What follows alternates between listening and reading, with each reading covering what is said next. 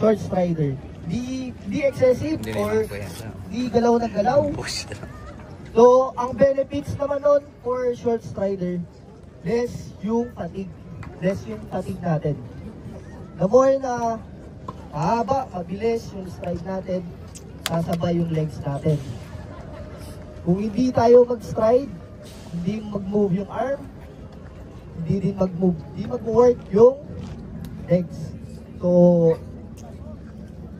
for proper or pinaka-better na arm, yung stride ng arm is short stride. So, alam naman din nila kung ano yung mga basics, mga efficient na form for running sa upper natin. So, paano yung position ng, especially dito sa temple natin, o sa ulo, sa high part, ano yung position na mas safe or mas kita natin yung dinadaanan natin? Kailangan ba nakababa? Kailangan ba nakatingin ng straight? Kailangan ba nakatingin ng taas? Kailangan ba nakayuko? So, straight. So, basic, straight. Usually, lalo na yung mga beginners, even siguro yung mga experienced runners na din, medyo may nakikita pa rin ako na yung position ng ulo nila. So, meron din patagilid. So, pero experienced runners na sila, may na-encounter din ako. So, sinasabi kung bakit ko to sinasabi kasi pinaka-importante ang biomechanics sa running. Number one, makakuha natin yung benefits na efficiency. Yung less fatigue. And mas maganda yung performance natin. So, ang tamang position ng form natin. So, di natin kailangan sobrang straight, di din natin kailangan sobrang lean, di din natin kailangan sobrang patalikod, din backward. So, sakto lang. Sundan lang natin. Every time nag-drills kayo, yun, mamaya explain ko sa ano benefits ng drills. So, every time nag-drills kayo, isa lang yun sa pinakamaliit na aspects or pinaka-fundamentals na running. Kumbaga yung drills na yan, under lang siya sa biomechanics. So, ayun. Kumbaga, proper position, ayan. So, share ko sa inyo, never talaga kayo tagilid, even nag-experience na kayo ng fatigue, never kayo tumingin ng baba. Kasi, syempre, for safety din, tumatakbo tayo sa road, makikita natin sa sasakyan. So, kailangan straight lang yung katawan natin. Huwag sobrang. So, yung tendency yung gravity. Pag sobrang lean tayo, possible, tatalisod. Or, diretso agad sa ano. So, sakto lang. And, ayun, in terms sa temple, sa yung paano yung posisyon ng ulo natin, yung mata natin, need natin straight lang. Straight. Alam na naman siguro nila yan. So, beginners, para sa beginners, lalo na sa beginners, huwag talaga tayo tumingin. Kahit may patig na tayo nararamdaman, avoid natin, pwede naman maglakad. Lakad. So, avoid natin yung matagilid tayo, the more na mas lalo tayong mapapagod. Yung muscle natin mas nabubugbog or yung katawan natin. So, kailangan straight for safety, efficiency, and good performance. Yun naman yung benefits doon. Same lang sa strides. Yun yung benefits. So, proceed tayo sa foot strike. So, ano yung mga different foot strike? So, anyone? Meron tayong tatlong foot strike.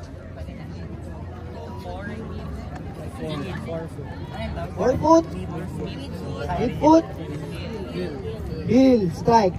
So, tama. Tatlong foot strike yung meron sa running. So, ano yung mga usual na foot strike na ginagamit nila?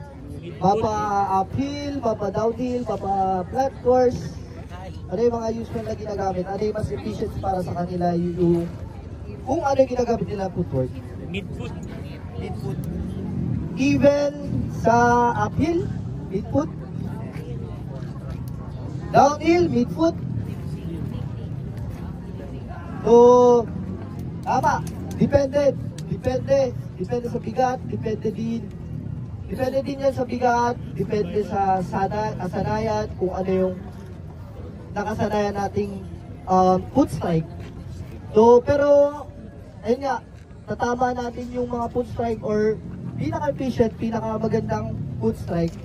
In terms sa, so, kahit saan na course, uphill, downhill, even flat course. So, ang pinaka ako, based sa experience ko, ako ay mid foot strike. Yan. Mid striker ako. Even, ano ako, even uphill man or downhill, patag mid strike. So, ang benefits ng mid strike, based sa study and based sa experience ko. So, mid strike less ang injury. Mid strike, mas efficient yung takbo natin. But, kailangan natin i-master yung mid strike. Kasi, kung experience kayo na try nyo na yung foot strike, mas mabilis, di ba, pag foot strike. Pero ang foot strike kasi, more on, ano siya, sprinting. So, pang ano siya, fast twitch. Sino may alam sa fast twitch? Kahit basic, fast twitch. So, fast twitch, more on, ginagamit yan, di sa long distance, sa sprinter.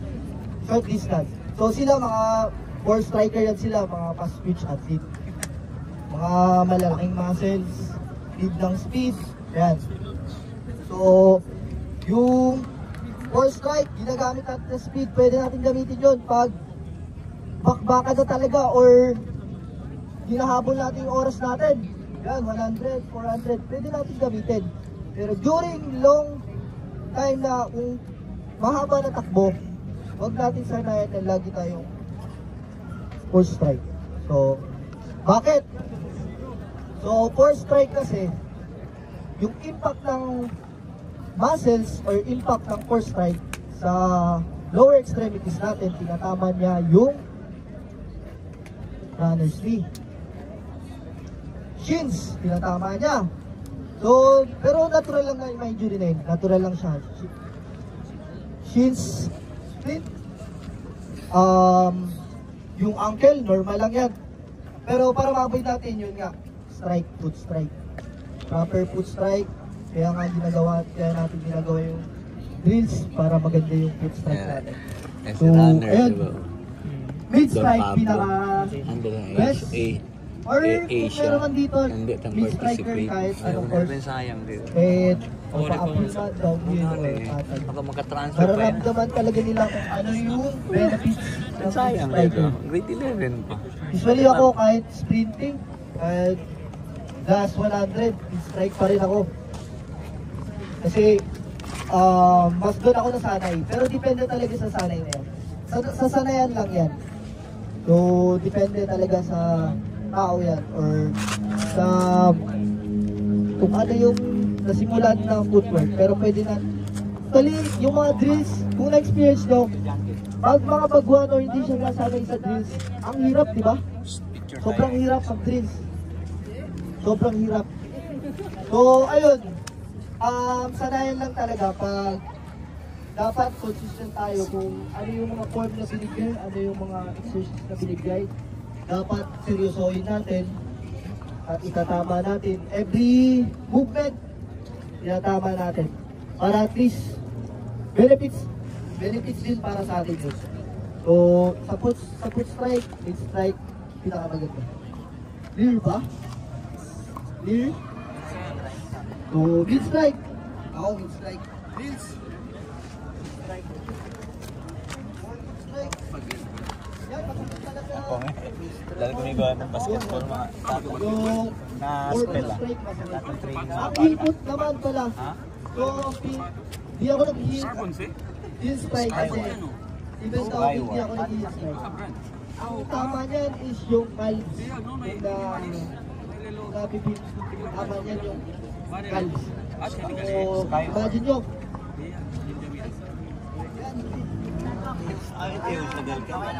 Injury tayo. Calf injury. Prevention. Habang tumatakbo kayo. Para na Biglang ng calf braces. tapuruan lang. Exercise lang. Preventive measure.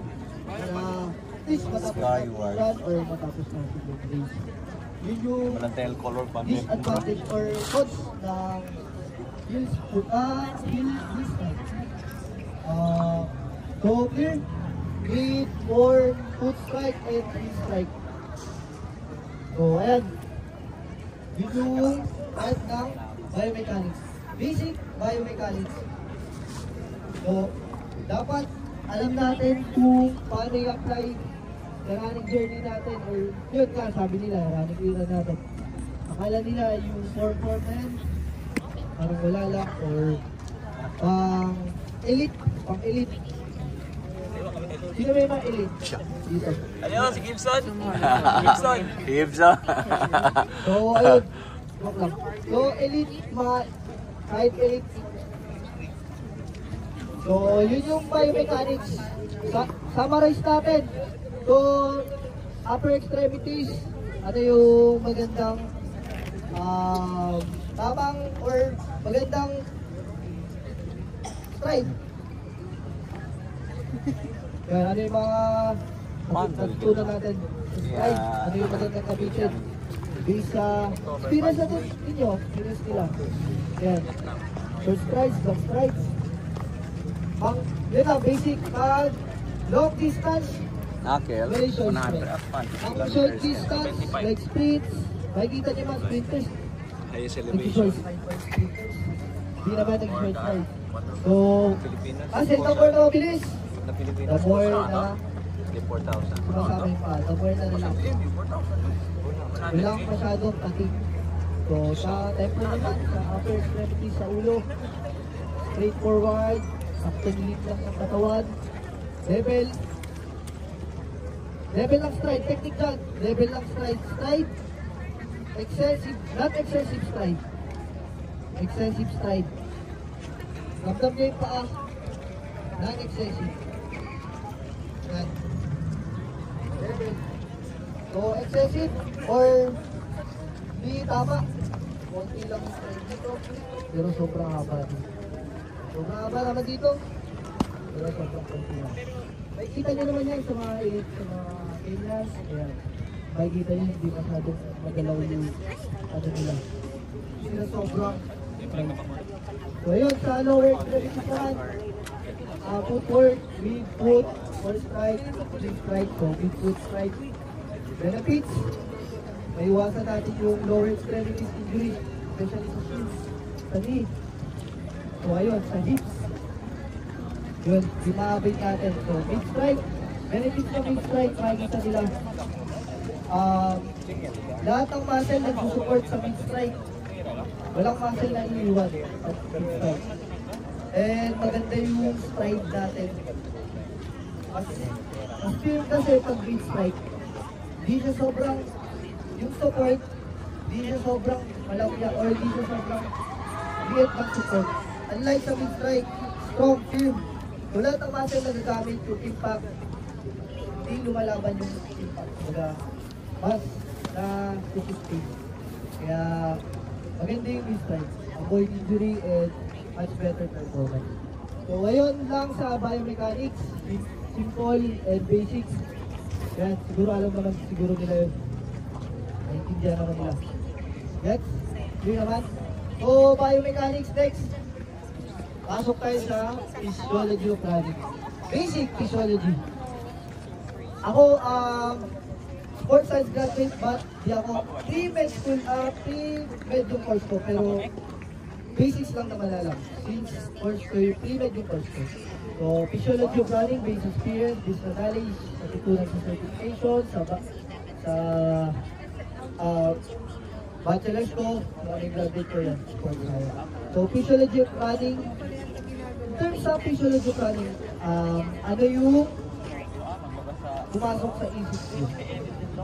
Physiology sa running. Scientific yan. Ano yung, mas maganda kasi scientific tayo. Pagdating sa, kahit anong sports naman, kailangan pa rin ng scientific, di tayo pwede yung classic, wala tayong classic yung mga retro na ano, wala tayo. Kailangan insert natin yung scientific. So ano yung sa physiology of running? Ano yung mga naisip yung Yan, mga nursing, yung mga med dito. Kaya mga...